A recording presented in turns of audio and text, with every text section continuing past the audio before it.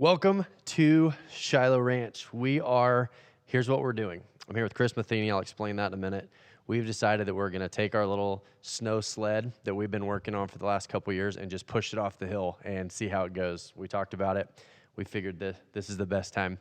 So we've got some interesting stories. We've got some really interesting people that maybe would be behind the scenes, people that that work here, the team that's developing here as this thing goes forward.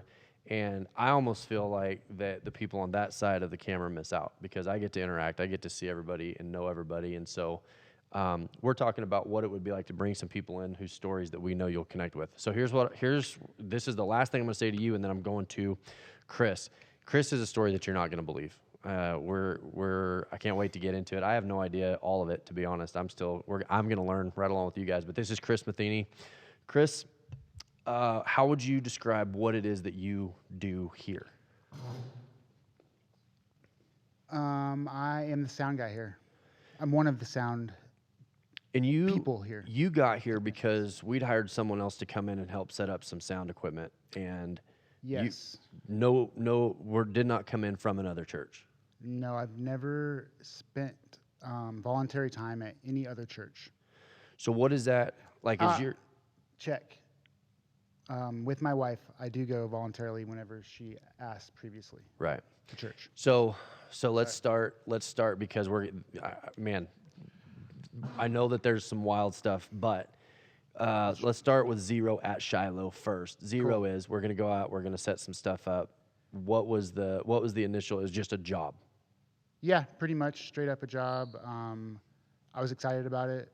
I kind of knew Jim, who was the worship leader at the time. Yep. I think. Yep. Helping with worship. Jim Rowe was helping with worship. Yeah, he played in a band with my boss at the time.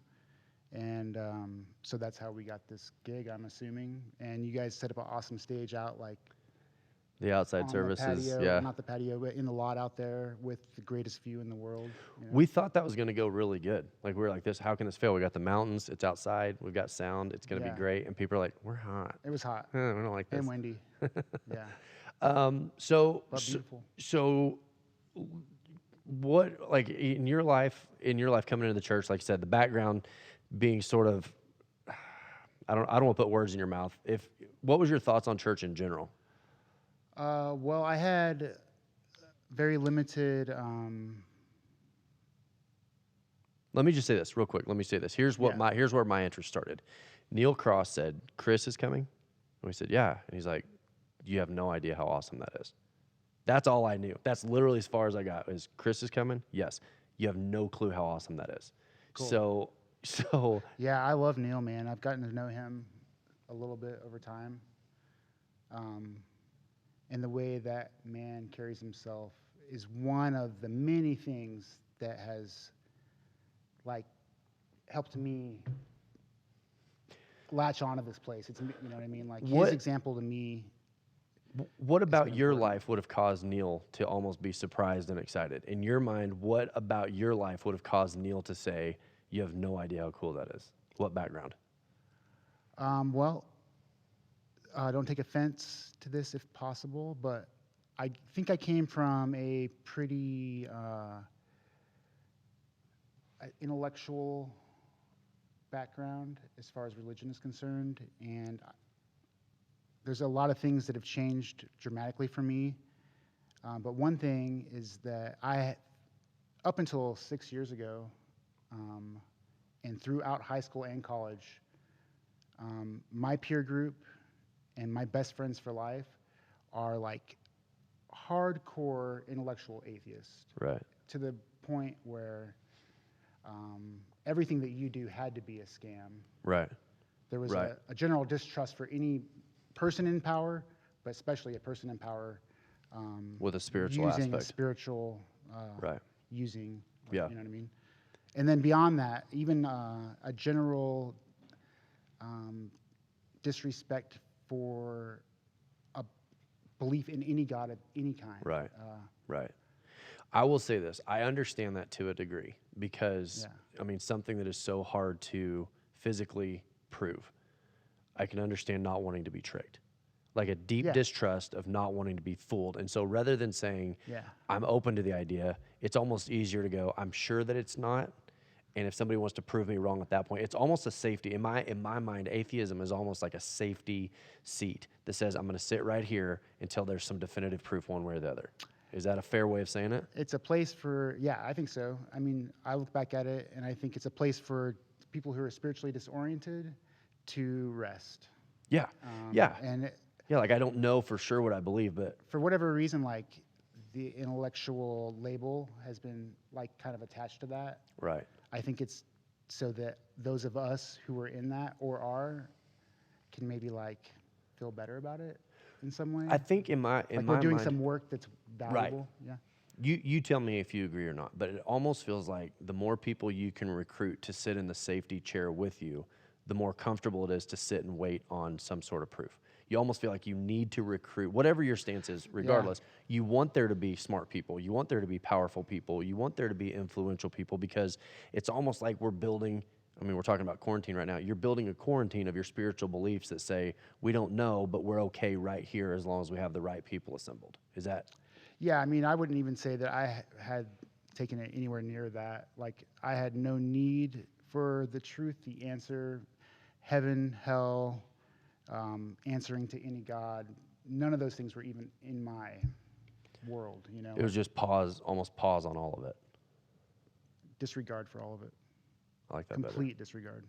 So when you came here, I know there's been some life-changing stuff take place, but you and I haven't even talked about where that began. Like, where did you see the first crack in the windshield, so to speak? Well, I started getting calls to be a backup here. And man, at first, it was like literally kind of like one of these things where I'm like joking with even my wife, who's Christian, but even she knows I'm less like, you know, it's cool. I'll be okay. I'll be comfortable there. Don't worry. Like everyone's kind of like, are you sure? Careful in there. I felt kind of like an outsider because I made myself feel that way. Mm-hmm. Like, I also felt like I kind of came from a place where this community is similar to, like, I came from a rural place in Texas. I know cowboy culture generally. Right. I imagine this as a conservative culture from the get-go, Right. and I prejudged it that way. Right. So I didn't feel necessarily at home until I saw like the 1017 video. Right. I think it was one of our first like announcements, and I was just like, oh, that's rad. What are they doing out here? They're actually doing stuff, and I feel a lot of discontentment with like the liberal agenda and people who talk a lot but don't do a lot. Yeah. I feel like it's like the nature of a lot of sickness in this world. Interesting. So when I started to see that right away, I was like, oh, I need to be looking deeper because I'm prejudging these guys out of the gate, and they're doing way more for my community than I am right off the bat, you know? If you're watching and you don't know what the 1017 Project is, it's a cattle program where we raise rope and cattle, which that in and of itself is kind of a cowboy culture thing. Yeah. But then we use them for events and community building and things like that, and then we donate them through the food banks. And just quick pause, the reason we do that is because we're not as good as a food bank as the food banks. Like, we didn't want to come in and try and reinvent the wheel. Yeah.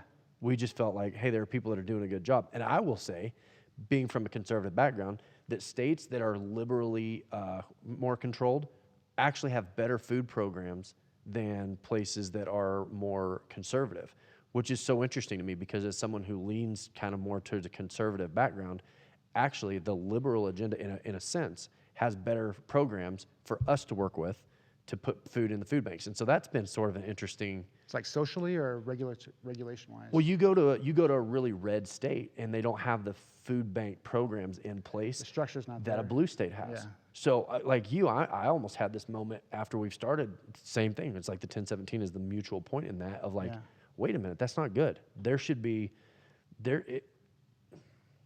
that's a rabbit trail. We'll get back to it. It is. It really is. But man, that political like disorientation is so connected with the spiritual flux too, right? I mean, right. Did you feel like that in your group, the would you call it intellectual atheism? Is that a fair way of saying that? That's how I look at it. Yeah. So intellectual atheism, would you say that politics is sort of almost the religion of that? Is that a too steep of a? And when I say religion, I don't mean the God concept. I mean the structural. I think a lot of that is a reaction to politics, a reaction to what we perceive as conservative control-oriented politics. Yeah.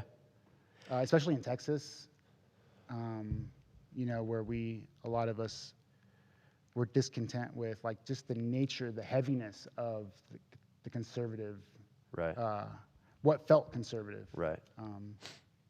Doesn't it feel like that anytime one party or the other has full control of a state, something is missing? Absolutely. Yeah. I mean, it can't be one or the other. Right. It can't be about one versus one either. So you're here, you see the cattle thing. The questions kind of at least start. I mean, maybe not answers yet, but at least questions. Totally. Well, right away it's like I need to look deeper at myself a little bit here, because I'm feeling more comfortable here already.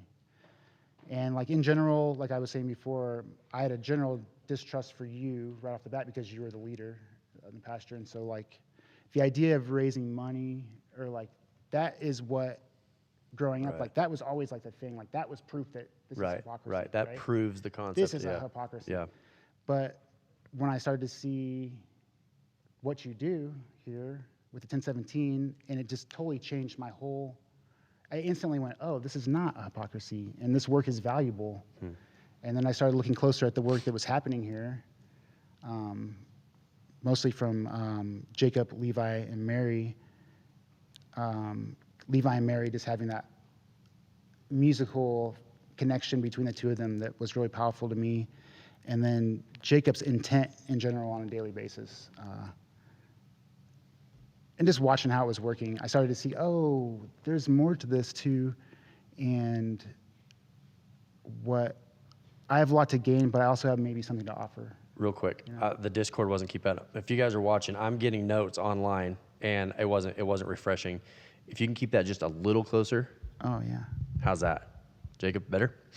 Okay, cool. So there was a searching, because what little I know of your story, there was a searching for answers. Even when you had sort of locked the door to some possibilities, maybe God or religion, there was still, in your life, there was a searching in the early years. Yeah, I grew up in a pretty gnarly, at times, kind of weird circumstances, I'll put it that way.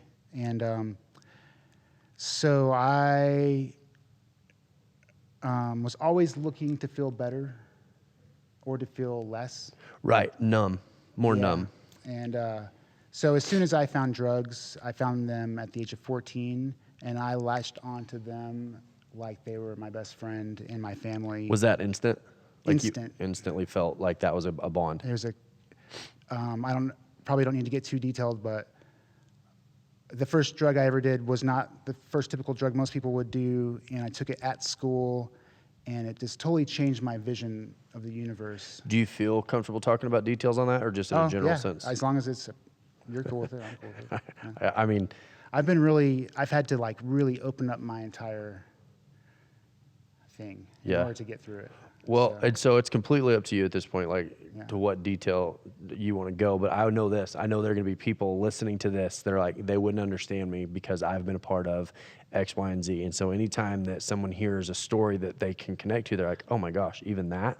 You mean even that? Like this church is not designed as a performance-based, polished presentation. No. Whatever is real. I mean, if the truth needs to improve, let's improve the truth, but let's not try to pretend that the truth is something different. And that's another thing that has got me along the way, slowly going, oh, this place feels good. This makes me feel peaceful, this environment and the people. Because I just get a sense that, like, when someone says something's going to happen, it does. Yeah. Because I start to see it all, there's just this feeling of community here that's stronger than almost any place I've ever been in my life. And I wasn't even feeling like part of it. I was just witnessing it. Just and seeing feel it. At home. Yeah. One of the things that we've said is we want to try to under-promise and over-deliver. And that's not even a church value. That's a community value that we hold. It's a value that I am learning from this place. Because I think I came here almost the opposite. I don't believe that. I mean, I think maybe you felt that way, or it's something you want to address. But that was one of the things in my mind that we really liked, because one of the things we don't want to ever do is meet someone at their door and be like, "Do you want to be in our group?" Like, this is a safe place. It's a place you can observe. But even in observing, it always felt like to me that whatever you said that you were going to do, you did. And like maybe you see it as like an area that you wanted to improve, but that always felt like Sure. Like, it sounds weird, but you felt like from the beginning, you felt like you were one of us, even as you in your own head are kind of like weighing, like, is this what I actually believe? Do I even think this is true or not? Is it even okay for me to be here? Right. Yeah. Okay. So if you don't mind, that day at school, Yeah. completely sober before that. Totally sober. Okay. And I took some acid. At school. Your first experience with drugs was acid. Uh-huh. Okay. And then I immediately went back and got as much of that as I could get because it worked for me really well. And it felt like it was mine. Right. And Have also, you ever looked at the documentary Rat Park? Do you know anything about it?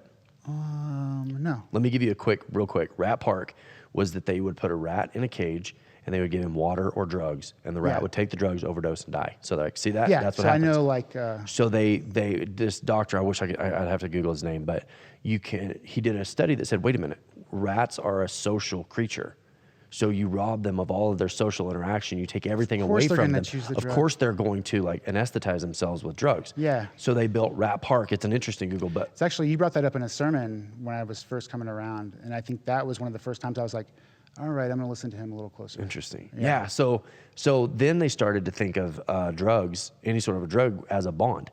It was a bond, like a kid that's having a hard life, that nobody gets me, nobody understands me, nobody sees me. What about that? Nobody sees me. They see just this shell, and I'm trying to figure it out, especially at a young age. You have this experience that feels positive, and it's not the chemical hook, it's an emotional bond. Totally. Instantly. There's a bond with something that makes you feel connected to it. Yeah, and like that's a pretty powerful substance. It made me feel like I had an answer that I knew, right? Ooh. So it reminded me of being like at my earliest stage of thought, like pure happiness. Right. Oh, I am connected to everyone here. We are family. Oh, look at the clouds are dancing for me. Yeah. We are the trees, like hippy dippy kind of Right. stuff. Which But- to a kid that's struggling to get through life had to have been like, at the time. That was the had to- first time I ever thought about any of that. You know? And it was given to me at school. miraculously from like a little tab, Right. So fast I'm forward. not advocating for that at all. We'll get back to it. I'm not worried about Yeah. that. I think anybody that knows us would know that that's not. Yeah. We're not like new revelation here. We're all going to do acid. Well, and a lot of times I get, not so much these days, but I tend to, over the course of being an addict for many, many years, my identity became that. Right. And a lot of ways I nurture that identity. Right. And I still tend to like put substance use and drug culture in a positive light on occasion, right. which can be offensive. For sure. I don't think it's offensive at all. I think for too long we've put it in such a negative light that someone with a drug past or a drug culture, think of this, we put them in the rat cage by themselves. It's just like sex. Which drives such a need for that drug again. It's like we push people back into addiction It's because shame, of a dude. drug past. Shaming. Shame. Whereas if we could reintroduce them back into society in a positive light, not based on their mistakes, but based on an identity, they're so much less likely to fall back If we into could it. just love our neighbors, our family, and our community Yeah. consistently Right. and like live that way, Yeah. so it's part of our texture, Yeah. then we don't need to bring anyone back because they're here with us. Well, and I think the church is reestablishing its messaging, which is we don't love you because you were bad. It's no amount of bad behavior disqualifies you, because love we are that too, not. yeah. Like I think of myself like I'm not really a behaviorist or a moralist. I want to teach Jesus because it's through Jesus that he takes care of my behavior and my moralism and all these things that tripped me up for so long. So Yeah. to hear you say that you put the drug culture in a positive light, I think is a great step to bringing people back into community that have felt maybe like, oh, if they ever find that out. Yeah, I'm a good dude. I mean, that's something that took Yeah. me a long time to figure out, too. Yeah. It's like, I'm a good guy. Right. I love my family. I love my friends. I make mistakes all the time. Right. But like my choice in medication does not make me a bad person. So real quick, how long have you been sober? I've been sober. I've been clean. I've been sober from alcohol and clean from drugs for 6 years. Which is almost 6 years. Yeah. So for you to have found the church, what, 2 years ago? I mean, you'd already decided like that road.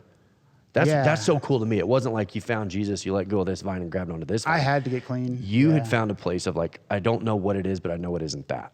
I had to. Like that to me is such an interesting transition, because you hear people all the time that are like, I was lost, I was addicted, and then I found Jesus, and now I'm addicted to Jesus. And it's like, no, wait a minute. If that's how it works for someone, great. But it's interesting to me that because you're Definitely had concerns about that. well, you're an intellectual though. Yeah. You intellectually process, which you're going to someday at an intellectual level go, did I just quit doing this so I could start doing that? Of course. But if you had already stopped and said, okay, I know for a fact that road does not take me somewhere positive. I was desperate. The concept of Jesus, even intellectually, makes more sense at that point. That says, I didn't quit for this. I had already quit when I found. Yeah. So, I feel like I'm kind of all over the place. No, it's cool. So like when I got clean, or when I had an ultimatum from my probation officer, and it was perfect timing. I'd been trying to get clean for a long time, and it just happened to work out to where this was the time. And I committed myself to a really hard program. I was drug tested like literally almost every single day for over 18 months. Yeah. And I also was introduced to Narcotics Anonymous, which is where I met Jim Bull, which is who introduced me to Shiloh. Interesting. So he was able to help me come to terms with identifying that there is something greater than me in this world. And for whatever reason, that was hard for me to understand, Well, especially if you had found comfort in a seat with people that said, I won't consider that as a possibility. Yeah. I think of times in my life where I'm like, I don't know what it is, but I can promise I will never fill in the blanks. And it feels like that is where it always, God always takes me back to my own limitations. Like when I've set limitations to say, no, I will never do that. It's like God was like, okay, well then we can't move on because your limitations, let me say it this way, that's not freedom. Freedom from Jesus looks like no matter what, I can go there as long as Jesus goes with me. I can go through a quarantine. I can go through the coronavirus. I can go through addiction recovery. I can go through anything if I've got Jesus. When I have put limitations on it that says I can as long as, what I've done is I've limited the freedom that Christ has in my own life. Right. So when you have said, this is just as to kind of nerd out for a second. I'm digging when that. anybody says, no, I won't consider God as an option, or I can't consider God as an option, it's almost like it limits the potential for freedom. Because the potential for freedom would have actually said, I don't know what the answer is. Maybe someday I'll discover that there is a God concept I can get behind. But there's such a limiting, because once you've said it, I will never consider God as an option, you've now tied yourself to it. And even if you progress or mature past that belief, you feel loyal to it because you drove a flag in the ground. It's not just words, too. Right. It's so much more. It's like our energy is thick. The way we are is thick. My emotion and how I believe and feel about myself and everything around me is substantial.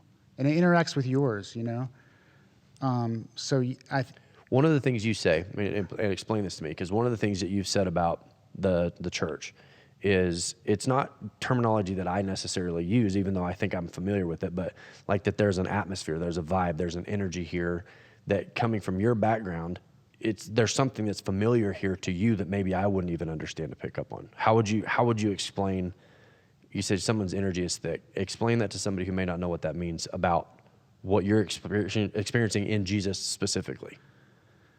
Is that clear? Did I ask that clearly? Yeah, here? well, I'll try to break it down a little bit. One time I was driving in here, no one was here, coming to work on some stuff, and I pulled into the gate, and it was like almost a painful moment because I felt more at home here than I ever felt almost anywhere. I felt more peaceful, like this wave, like literally driving in, it almost brings me to tears, like coming under, and then all of a sudden it was like, oh, what is that? And to me, that is, that's energy. Yeah. Yeah. To me, everything is energy, right? Yeah. So I'm from a cowboy background. We don't say energy. We don't even acknowledge that things like that really exist. But like at the same time, we're like, oh, it makes me happy. But like totally, we still. It's not that we're immune to it. It's just we don't necessarily have. Well, the words that's the for thing. it. It's like, and I don't want to go off again on it in the wrong direction. But man, like that feeling of like, oh, it's magic, or it's deja vu, or it's coincidence, or it's a fairy tale. Like that is what keeps so many of us, kept me so limited. It's so easy to disregard how we feel. Right. In order to get what we think we should have or be who we think we should be. It's like I come through thinking there's no way I'm getting converted. Right. You know, it's like a inside joke with myself, right? But at the same time, I'm going, I cannot deny the way I'm feeling here.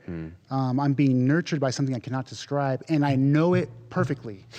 So, that's what blows your mind. Yeah, it's like, there's no denying I it. know it so well. This is built into me. Like, I know it from the beginning. I love it's what like you a said. reminder. I wish we could get to a place where when we feel it, we don't have to explain it. Because what you said was you definitely felt it, and your first question was, what is this? See, I think that's a fair place. If somebody's listening that's like, I don't know what goes on at that place, I don't understand it, I hope what they would take away from it is there's something that you felt that you couldn't deny, even if you couldn't explain it at first. Oh, yeah. I think that's a fair place to go. I don't know, but I know that it's real, and I don't know what that means. Yeah. I think but I think we are so wired to needing an explanation to everything that we'll either deny that we felt it or we'll make up an answer for what it is. Yeah. Instead of just saying like that. And feel totally comfortable with that. Yeah. Like we build that into the way that we strategize and move through our days. Yeah. And then we teach our children to do that too. Yeah. Just by the way we are. So what about the concept of Jesus? And one of the things that I'm big on is that as people get to know who Jesus was, it's almost impossible to not feel drawn to the figure of Jesus. There are people that will maybe deny Christianity or deny the Bible or deny so much of the, everything, the Crusades and all this stuff that comes up. Yeah. But if you teach Jesus and the nature and the concept of Jesus, what is there to not love? You feel drawn to that. Yeah. Even if you can't necessarily explain all of the, maybe you don't even say that like you're converted. I think that's a word that that's a way down the road word. But when did your Jesus concept start to sort of clear up and all that? Yeah, so that was like definitely the slowest part, and I'm still in the middle of it, right? And it's cool. I never had a Jesus story before, except for what I made up in my own mind based on random taglines, right, of other authors who weren't whatever, you know, yeah. So you're my first storyteller that I've ever paid attention to, right? Okay. Really.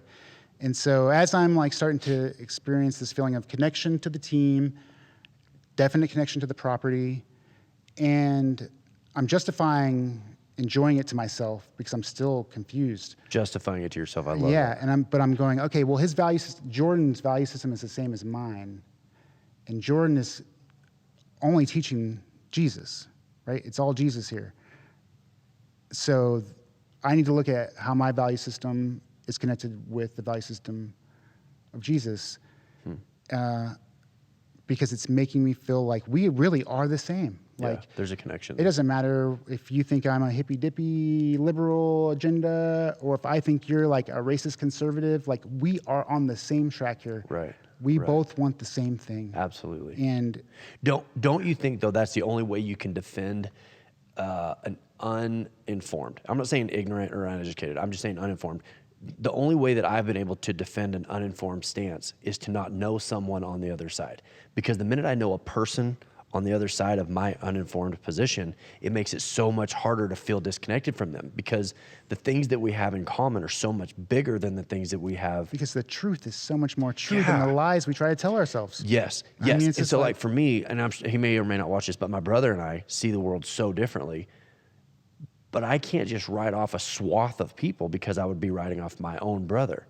So then it causes me to go back and go, wait a minute, if my brother, who I love and who I actually respect a lot, because we disagree a lot, but we think things through at a similar way. Like we both want to know the truth behind what we believe. Right. Then what it does is now all of a sudden we are all encompassing as people, not as, political or conservative, liberal or whatever. Like we are just people, and actually his questions about Jesus inform my questions about Jesus more completely than if I just took Jesus and created him in my own image. Absolutely. Every time. You can never counter that. Like, to me, that's a truth. Like, it's just like, when you are walking with God, if you are being honest and authentic about who you are and where you are, and like Jordan Weaver's walk with God, you cannot deny it. right? There's nothing that you can deny about your relationship with God. Right. Right? Right. And if it's real and it's true, and Jesus and the value system that you say we should be paying attention to, and the Bible is giving us this beautiful, like, from my lesson I'm receiving, like, textured, Right. like, with foreshadowing, and, you know, that message is there. Like, if you are going to A, call yourself a Christian, and B, actually be someone who is like Jesus is your Savior, or however you claim that to be for yourself, if those things are true to you, you have to be accepting of your brother. Yeah. You have to be wanting that information and needing it. Like, it nourishes you. Well, I think we're almost more graded in our Christianity by how we treat or love people that are different or that disagree or that don't like We us. should be. Because everybody loves their own tribe. Everybody protects their own tribe or defends their own tribe. But when Christ said, you know, like, take up your cross and follow me, like, accept the punishment of those who hate you. It's the fundamental message, right? Isn't it the core? I mean, I'm not trying to put words in your mouth, but like leaning into the hardest relationships. Yeah. And I think, I mean, there's nobody that is worse than me, first of all. But there's nobody who could be more bad than me in comparison to how much worse I was than Jesus. And Jesus laid down his life for me. That disqualifies me giving up on anyone. I'm not allowed to. I wouldn't be able to. If I could say that I accept that Jesus somehow took on the unfairness of the cross for me, this is where I get all teared up. Is like, then there's nobody that I couldn't accept unfairness for. Right. Even if I think I'm right, the definition of Christ at work Almost in my life. Especially if you think you're right. Yeah. Oh, exactly. Then I will be more graded in my faith based on how I lay down my life than how I defend when I think I'm. Yes, I think so. Yeah. I mean, I'm just graded in faith isn't necessarily a concept that I have come to terms with or think about a whole lot, and that's another thing that I'm really lucky for. Yeah. Like, I don't want to say I don't have a fear of God because that sounds offensive and like really weird, maybe. I don't think But so. I wasn't raised with a fear of God. I'm not pursuing heaven or hell. That's never been on my plate. All I want is love. I wish that could be like the banner. I'm not pursuing heaven or hell. I'm just pursuing love. What's right here? Yeah. It's like if you're really looking for something else, you're not going to find it. It's not. It's right still a here. manifestation of selfishness. If you're like, yeah, I'll do what God says if I can get heaven. Sure. Yeah. That's still at the heart of it. It's circular because you find yourself being selfish, and then how do The you foreshadowing is like, and think of it like the way this story is told. To me, it seems like the obvious thing, and I don't want to be again like saying anything I shouldn't be saying, but like, how can we not come to terms with the fact that we are right here where we're supposed to be? What is this pursuit? Yeah. What is this need to like be perceived as something that we're not, rather than just be good right here to the best of our ability? Like, Well, and just love your family. How like can straight you? up, if that's all you do, just love your family. Yeah. Okay. Sorry. I'm going to get back to that. Wow. I want to get back to that because I want to know, obviously your family has seen a change in you. But what about the people that you, like you said, you had this almost a social group of people who it was the mutually agreed upon community standard of intellectual atheism. That was the agreed upon standard of the community. And now you're just completely messing that up.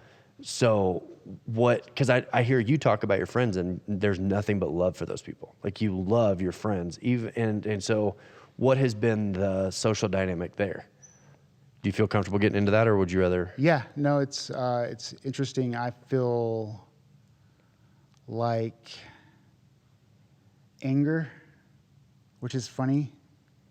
It's one of the things that I feel.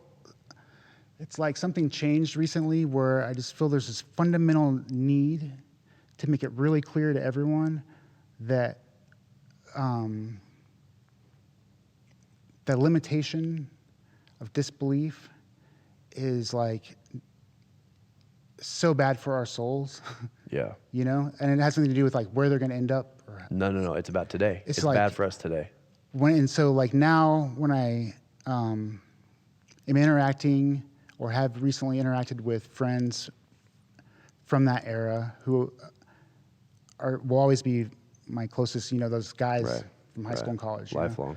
Yeah, and some of them I talk to daily, some of them I talk to yearly. They all have helped me a lot in my life, and many of them have my back no matter what. Sure. However, even the idea of telling them that I believe in any God at all Right.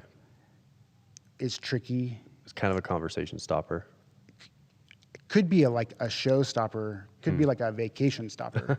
Like seriously, like, oh, moving on, we're going home type of stopper. There's a place in the Bible where Jesus talks about unbelief, not as a lack, but as a presence. And what I mean by that is your unbelief is not a glass that's empty waiting to be filled with belief. Unbelief is this active, consumptive thing that says no matter how much I take in, I'm always going to require more. I will never turn my unbelief off. So instead of it being passive, that unbelief is actually active. Oh, totally active. So Yeah. what I struggle with sometimes is I'm almost too passive in my proselytizing, which is like go out and make Christians. Like I'm almost too passive in that, because if somebody has unbelief that is actively kind of determining their decisions, I don't want to create social awkwardness by trying to like address that.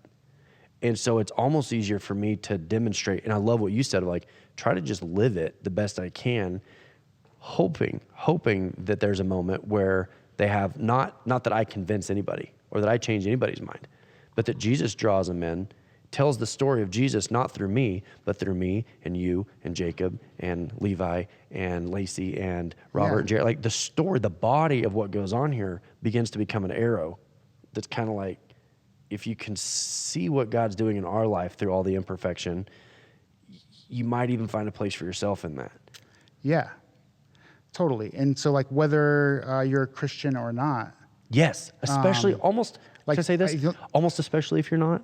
Like, if you're not a believer, I get more excitement out of you walking into this place than someone who is, because in my mind, I want to know if Jesus is visible even to people who would say, I don't believe. Yeah. That is more exciting to me than someone who's like, yeah, we're all on the same page, right? Yeah. Good, that's great. Like we'll love on each other and be a community, and we love that. But just I get a little jolt of like almost more excitement of somebody who's like, hey, I don't believe any of this. No problem. Find a spot, because you might see him as he comes by. You might see Jesus here. And if you see Jesus, he's going to go home with you. I won't. We won't. We're not going home with you. Yeah. Jesus might follow you home. Jesus might have a conversation with you on the way home. Jesus might cause you to feel something when you drive through there. You may not realize you've been in conversation with him for a long time. What now. if you didn't know that it was him all along? What if he's been at this for a while and now all of a sudden you have a name? You ready to go real trippy here for a second? That's why Jesus had to. That's why Jesus had to become a man, is because he was too conceptual before. It was too big of a concept to put parameters around. By becoming a man, he gave us something to connect to that we could process and understand. So if somebody comes to church or has a conversation with me or with you, and Jesus becomes a tangible idea, then they can go, I think I've known him for a while. I think I've had an experience with him before, and I didn't know. Yeah. Like I didn't know that was They'll him. know that's true. Yeah. If you can just find a way, anyone can find a way to live in love, right? Like the simplest way, whether you have religion, Jesus, or not. If you can live that way and it becomes a texture of your life, things will change in such a way that will lead you to people loving as best they can the same way. Right. And the value system is identical to what we learned from Jesus, right? Yeah. I feel it is. Right. There's nothing else. What else has Jesus ever said? Like, what's the bottom line? Right. Right. Love Lord God with all What your is heart. the final answer? Love each other. Every time. Even in the most difficult things, even in destruction, love is like the most difficult, painful choices we can make. We can still make those decisions in love. Can I ask you something? And I don't know, like maybe, I don't know. You tell me, like the safe word is Oklahoma, and we'll change the subject if we need to. But when you go back to that first experience you had at school, you were just lost and looking for something. Compared to what you're experiencing with Jesus, and I love your honesty of like, I still don't know exactly all of it yet. Because I think we're all there, just not everybody would admit that. but we're all sort of figuring it out. Do you think that there was how old were you? 14. Do you think that at 14 there was a Chris that the same function that was looking for Jesus, not knowing it was Jesus, but that was looking for what you later found in life, that connection point, that Rat Park moment that was almost a substitute, like an artificial substitute that said, you found it, we're good right here at 14, like you're good. And it took however many years for you to go, it's not, this is artificial, this isn't. Yeah. I'm not clarifying what I'm saying No, it here. makes a lot of sense to me. It's like, that's exactly what it was.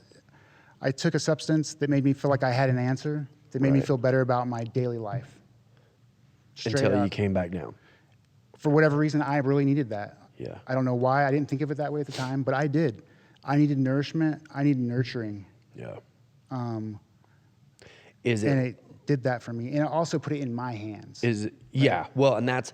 And I that- mean, so if addiction is actually a bond, if it turns out that we later discover that the word addiction that we use is actually a bond, and that in addiction people lose all their other bonds. So it's like we eliminate every other bond except the chemical bond that they have control over, that they have say over. Yeah. Then what we're actually doing is creating an environment that almost requires addiction to cope. Yeah. And so if what we're saying is that Jesus is a friend that sticks closer to the brother, than a brother, I'll never leave you, I'll never forsake you. We have, in a sense, we have access to him with that same sort of dependency or consistency that a drug might be able to provide. Like I would see a drug addiction as long as I had a friend one time that said the high wasn't for him, it wasn't the high, it was the process. Like he was almost more addicted to the process of finding it, of, that it gave him a purpose through his day, and that the end of that purpose was that he got high. But, that there's a little bit of a pursuit of Jesus that I enjoy. I don't feel like it's a rule. I don't look at my pursuit of God as a rule like I used to. Yeah. Now I view it as, what does God have today that wasn't available yesterday and won't be available tomorrow? Not calling God drugs. That's not, to be very clear, I'm not making that connection. Well, I'm saying, that connection's been made. but that love is something that we depend on for life. We absolutely do. It's all that we all need. It's what we all want. It's like instinctual. Family. Yeah. We need it for survival. I need a Right. partner, right? To create a family. Right. To have a community. To A culture. I mean, we don't use the word community and culture almost ever, but it's critical. And love is like the foundation of that. And it's built into us. and in my mind, that to me is what, man, the word church has gotten so, I mean, it's wild. But let's go back to what Jesus intended it. It's that you and I are bonded, even though the world would look at us and say we have nothing in common. We feel like we have everything in common. And that's what a church should be, is a place where people who would otherwise have no common connection feel closer almost than family, because of what God does in this concept of love the Lord your God and love each other. Yeah. That it makes so much sense that we would be as close as we're becoming. It's a place to celebrate, right? It's like a place to prep and get rejuvenated, Yeah. right? And to be And ask reborn questions. for the next week. And ask questions. I love that we're developing a culture that we feel comfortable asking questions and saying, I don't know. Yeah. I mean, I would hope that is part of that. I can't believe it ever park. wasn't part of it. It doesn't make any sense to me. Yeah.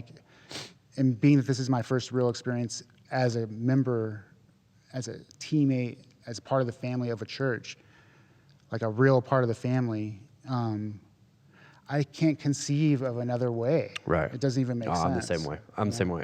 So what would you say to someone who might be watching this saying, because this is what, if I could put words in your mouth, if you were watching this 4 years ago, in your mind, you would already be disassembling it to cope. Like the coping mechanism of life is, I hear what you're saying, but here's why that's not true. What would you say to somebody who is just kicking around the pieces, maybe shuffling the pieces to decide how to sort of think this through, not convert, because that doesn't work. Not, you better think this way, or you need to do this. Literally, how would you encourage someone to process the idea of God? Openly, with willingness. If we're so willing to reject a God that we can't see, Yeah. which we can, but we can, because it's all around us, why not be willing to be open? If that's not your bag and you're not in need, Yeah. all good. But So- most of us are in need of something. So a church that doesn't ask questions, to me, feels like they're afraid they might discover something that rattles their faith. And I think the same is true of a group of people who won't consider the concept of God. Yeah, there's no There's a difference. fear that they may discover something that rattles their belief. And so this willingness to be open and Which is sort of- ironic, right? Because intellectually, you would think the opposite. If you're a true intellectual, You'd then you wanna would be consider it diving all. into God, Wow. Yeah. right? Yeah. I mean, how do we know? We want to at least There's know absolutely aliens, but there's definitely no God, right? Yeah, What the? yeah. What's that about? It's ridiculous. It's like Yeah. the flip flop. Right. Right. Makes no sense. Sorry. So that's where we're going. I want to know what the team is. I mean, I think if you're watching this, I think that, I mean, there's so much we didn't get to. Maybe we'll do this again at some point. I but rant and rave. but No, I feel like all I can say. Can I say one more thing? Please jump in. So, if you want to know, like, what is it?